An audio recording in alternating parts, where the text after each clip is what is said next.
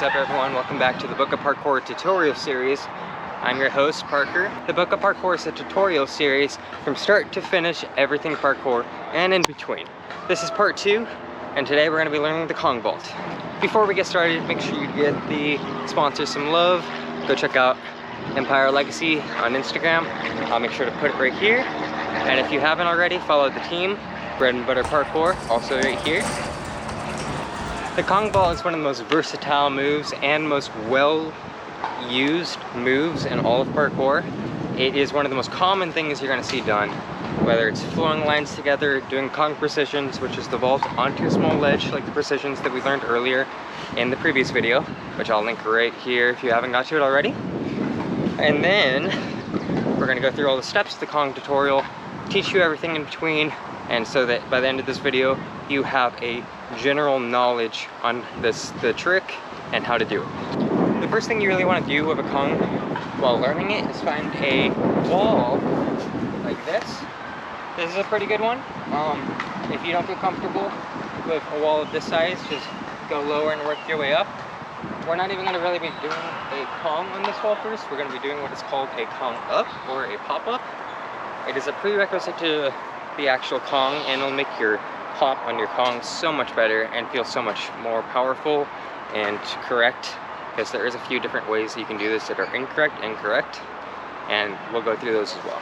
So when you find a wall that you're comfortable with, first thing you really want to do is get a feel for the wall. Your hands should be to the point where the balls of your hands, so your wrists just go above your wrists, or right onto the corner of the wall, not a little bit more. And then as you're leaning forward, you just got to do that.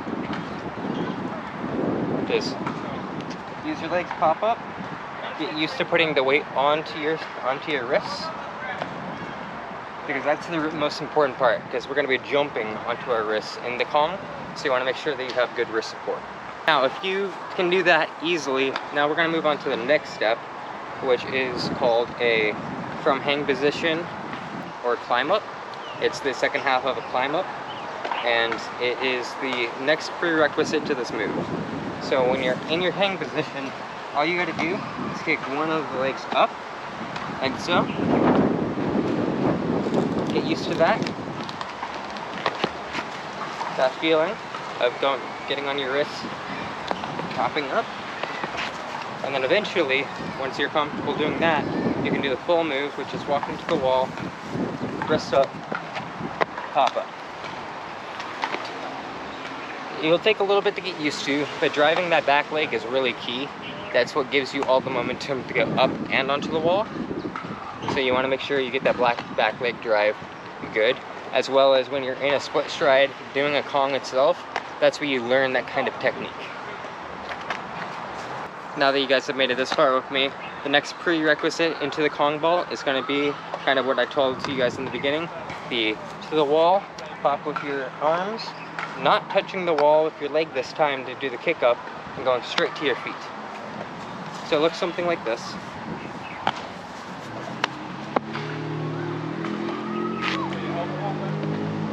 One more time in slow motion so you guys understand the full length of this movement.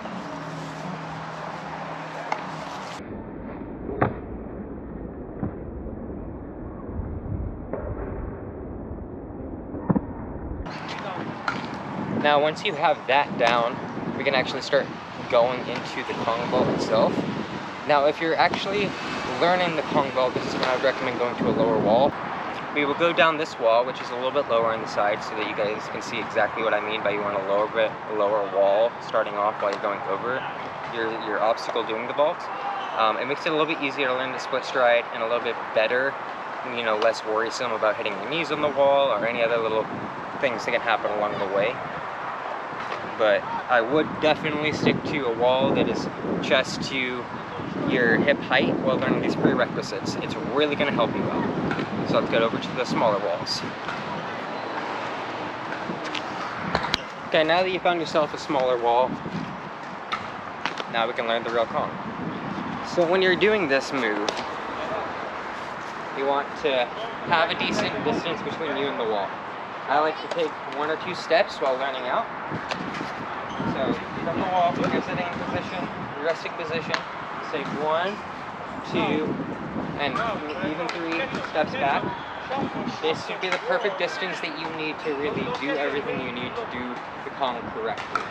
So you're going to take 1 step, 2 steps, 3, and once you're here, once you have your leg planted, about a foot from the wall, this is when your arms come back, forward, rest position, and that pop-up that we talked about before with your leg, you're going to do it right here. This is what I mean by the split step. So that's why I taught you guys that pop-up and the prerequisites, because that implements right here. Planting that foot, pushing off of it, driving your black leg up and through. So this is what it looks like all together.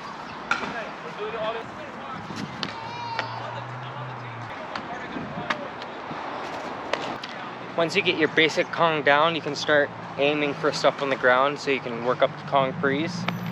This trick is really just repetition, repetition, repetition. If you follow everything that I say in this tutorial and just keep repeating it over and over again, you're going to get more comfortable with the moves. The moves are going to feel way easier. You're going to feel a lot stronger, and in no time you'll learn everything, no problem. Kong prees are a little bit different.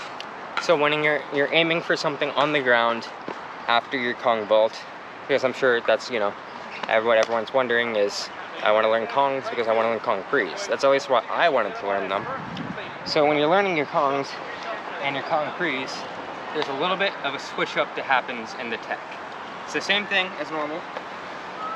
Here, push through, but the moment your hips get halfway through this wall, almost to the edge, you want to pull your hips through and aim with your feet and throw your arms as hard as you can. And the reason you do that is because that's what gives you the distance in the Kong pre and the accuracy. So the driving of the hips and starts enacting the precision tech. Precision, accuracy, strength, all that stuff. So when you're starting your Kong prees, you want to start a little bit small. I would aim for anything at all. Right now, I'm aiming for just this little corner of the edge, just the different texture on the sidewalk. Doesn't matter if it's anything real, we're just learning the technique first. So when you're doing the Kongs and you're trying to aim for, say, that little edge on the sidewalk, and we're going through our Kong, you'll see exactly what I mean by opening my hips sooner, aim with my toes for the ledge, and land, enable the precision technique that we learned in the last video.